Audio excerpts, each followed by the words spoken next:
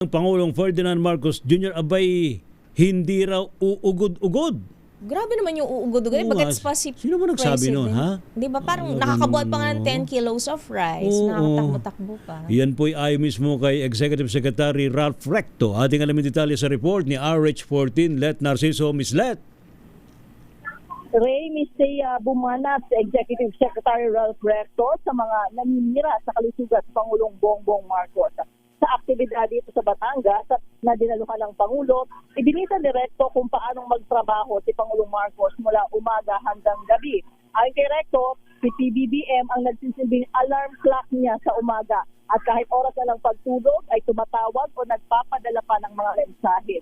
Nakikita rin anya kung gaano ito kaabala sa araw-araw na mga gawain sa labas ng Malacanang. Sabi pa ni Recto, sa loob naman ng plasyo ay akyat panaog ng presidente dahil sa kabi-kabilang meetings at hindi mapakali ang tinawag itong Master of Multitasking. Binigyang diin ng Executive Secretary na kailanman ay hindi nalobat ang Pangulo gaya ng lantutay na pag-iisip ng iilang naninira sa kanya. Malinaw anya ang malakas na lideratong ipinakikita ng malusog na Pangulo na hindi naka-wheelchair, walang tungkod at hindi uugod-ugod. Pakinggan natin si E.S. Recto. Kung nasa palasyo, hindi naman mapakali ang master of multitasking. Kaliwat kanan ang mga pulong. He reads the fine print of reports and the impact of big projects writ large. Tingin ko nga, inuunan pa sa gabi ang mga ulat.